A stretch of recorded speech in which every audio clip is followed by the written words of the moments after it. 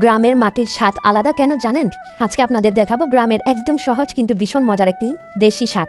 অনেকে হয়তো এই ফলটা দেখেছেন, আবার অনেকেই নামটা প্রথম শুনবেন। এটা আমরা বেগুন বা পুঁতি বেগুন এরকম বলি। বইয়ের ভাষায় এটা টুনটুনি বেগুন, বন বেগুন বা টুনটুনি এইরকমই বলা যায়। গ্রামের উঠোন, ক্ষেতের পাশ কিংবা ঝোপঝাড়ে খুব সহজে পাওয়া যায় এই ছোট্ট ফলগুলা। আমি বেগুনগুলো তুলে নিচ্ছি, সাথে থাকুন শেষ পর্যন্ত, দেখুন আমি কিভাবে এটা খাওয়ার উপযোগী করে নিচ্ছি। আজকে এইটুকু বেগুন সংগ্রহ করলাম, আর এগুলো খাওয়ার জন্য আমাকে প্রথমে এগুলা তেলে নিতে হবে। আমি একটা পাতিলে এগুলো দিয়ে দিচ্ছি, তেলে নিব প্রথমে এগুলো।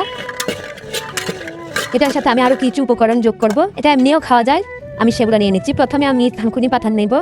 ভিডিওটা একটু লম্বা হয়ে যাচ্ছে, সেটার জন্য আমি দুঃখিত, যেহেতু উপকরণগুলো আমি সরাসরি দেখাচ্ছি সেজন্য ভিডিওটা একটু লম্বা হয়ে যাচ্ছে। নিয়ে নিলাম এক মুঠো তাজা, একদম মাটির থেকে তোলা নিজের হাতে থানকুনি পাতা। পাতাগুলো ধুয়ে পরিষ্কার করে নিতে হবে। সাথে লাগবে মরিচ, চলেন একদম গাছের থেকে তুলে নিচ্ছি আমি নিজের হাতে লাল টকটকে মরিচগুলা।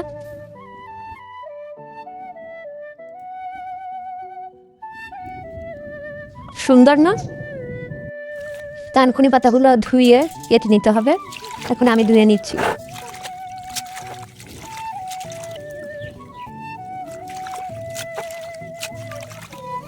বেগুনগুলোও টালা হয়ে যাচ্ছে, আমি সাথে মরিচগুলো দিয়ে দিব যাতে একসাথে তেল দিতে পারি।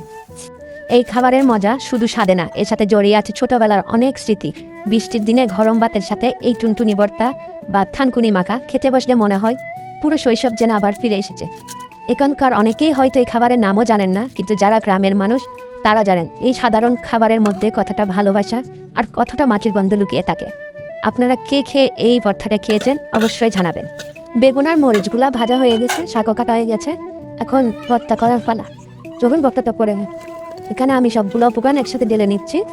এক মুঠো তাজা শাক, কয়েকটা কাঁচা লাল মরিচ, আর বেগুনগুলো তো দেখছেন কোত্থেকে নিলাম, একদম অথেন্টিক ফ্রেশ।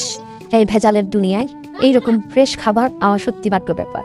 এই খুব সাধারণ কিছু উপকরণ, কিন্তু স্বাদ একেবারে অসাধারণ। প্রথমে বেগুন আর শাকটা আমি চটকে দিলাম একসাথে, এরপর পেঁয়াজ আর মরিচগুলো দিয়ে দিচ্ছি, দিয়ে দিব লবণ। লবণটা দিয়ে আমি চটকে নিব এগুলো।